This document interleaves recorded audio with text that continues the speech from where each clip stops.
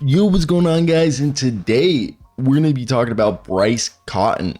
And he's a guy that played in the NBA formerly and recently has been in the news as he dropped almost 60 points in the NBL, the National Basketball League of Australia, one of the better leagues outside of the NBA. And dude, the report coming from ESPN is that NBA teams are allegedly interested in Bryce Cotton. He spent the last 4 seasons in Australia, and so far he's a guy that, if you obviously probably haven't been following along, if you're watching this video, or if you have, you already know this, but his stats over the last few seasons, specifically this year, he's averaging 26 points per game, which is absolutely absurd. He shoots 55% true shooting throughout his 4 seasons, which he won 4 MVP awards, basically back to back, as if he was Kobe and Shaq. Outside of that, it's the numbers. This guy is a scorer. So far through his career, he's a 23 point per night scorer, almost 5 assists, 4 rebounds, solid microwave so far in Australia. He's 32 years old. I know the age is a thing, but Bryce Cotton has provided like really good scoring and table setting abilities so far in Australia. And it seems that with this ability to score and lead efficiently, NBA teams are taking notice. And he's a guy that once the Australian season ends, which from what I remember is around the All-Star break, is when players can be signed and brought over. We've seen it in the past with guys like Galloway, and then with Xavier Cooks with the Wizards, and Galloway was with the Bucks. But let's talk about team number 1. The first team, the Miami Heat. If he wants to play some minutes, go somewhere where they need a point guard and a guy to come off the bench that he'd actually get a true opportunity, Erik Spoelstra thrives with players who are gritty, hustlers, hard workers, and are team oriented.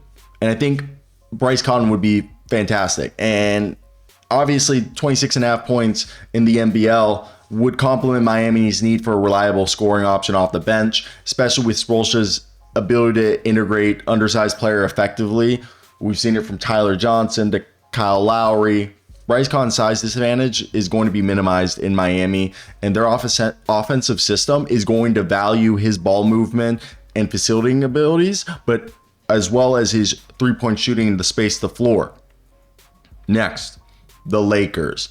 JJ Redick needs somebody to help their struggle, which is with bench scoring. And that makes Cotton an appealing fit. His scoring versatility would relieve pressure on LeBron James, Austin Reeves, Anthony Davis during large stretches of the game where they're being attacked by the opposing team's best defensive players, and Austin Reeves or whoever else is having Rui Hachimura or D'Angelo Russell, whoever's having a hot night, helping those two out. This is a guy who is average for his career 3.6 assists, but almost 5 assists a game, is able to facilitate and table set, but also be a guy who can score and shoot and be an off-ball guy, but also be on ball, and is a veteran, so he doesn't need to figure things out. He's going to come in. By the way, these would more than likely be a minimum contract if they were to bring in a guy like Mr. Bryce Cotton. So I think that is something to think about right there. A guy like him, minimum contract, and it's probably because he's on the later stages of his career and he'd rather just play here. He also, I think, could put on a 2-way because he's technically years of service. Then Mike Brown, Sacramento Kings. Why? Because Bryce Cotton is a guy who plays. The one thing with the NBL is it's a fast-paced league. So why not join one of the fastest-paced teams in the NBA? That being the Sacramento Kings are in need of players who can maintain the offensive production without sacrificing any efficiency, especially when De'Aaron Fox sits, who's just go, go, go. And they don't have a backup point guard on this team. So having Bryce Cotton, who can come in, create his own shot, and been able to score efficiently so far this year, shooting 58.7%. But he suits Mike Brown's high-octane offense, and his ability to play on and off the ball would make him a seamless fit alongside DeMar DeRozan and Domas Sabonis and De'Aaron Fox, which would allow him to play alongside all those guys and not have to be on the floor only when one of them sits. The Golden State Warriors. they're known obviously for Steve Kerr's motion offense, and having a guy like Bryce Cotton would be a scorer, a shooter who has high basketball IQ, who's going to be able to thrive in Steve Kerr's system to, basically mimic Steph Curry and shot create and help sustain scoring whenever Steph Curry or Jonathan Kuminga sits or B-Pod. So I like that one, seriously. Now, the Nets, or we don't know what they're doing, but if they're building around Noah Clowney and Nick Claxton and Cam Thomas, then bringing in Bryce Cotton, who your only point guard on this roster really is Ben Simmons, would give you a veteran scorer, a leader, a guy who would be able to do what he wants, and maybe you even trade him down the line next year and get some value out of him. But his ability to lead teams during crunch time, especially for a roster seeking stability, with the Nets averaging 0.47 in shot quality metrics, Cotton's efficient scoring would actually be a huge upgrade to this team. So either way, I think Bryce Cotton's ability to set the table, score, space the floor, be an on and off ball guy, is going to make him an asset in the NBA. Yes, he's 170 pounds, 6 foot, 6'2", but I think he'd fit perfectly with teams that need him or his skill set specifically.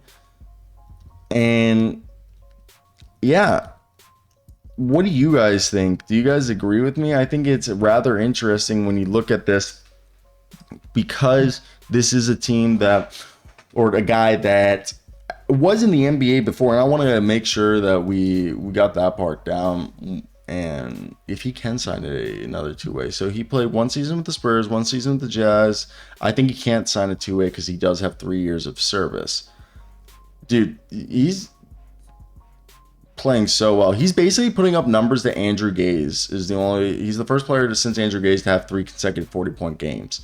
It's absolutely insane. And I think that's the craziest part about it. Now, outside of that, I think everything's good. His kids are, yeah, so, oh, he tried to get an Italian citizenship? Wow, wait, so, okay. A small period without a visa was classified as being Australia unlawfully, and as a result of this technicality, the federal government deemed him ineligible to become a citizen, and he was banned from being eligible to apply for citizenship until 2025. Supposedly they're fighting this, and then in January in 2024, he's no longer representing Australia, citing his frustrations, numerous delays, and setbacks he experienced in his bid to gain Australian citizenship. That's probably another reason why he's trying to come back, is he's probably just pissed off. He feels dirtied. Damn. Hey, good for him, though. Can't wait to see him here in America, hopefully.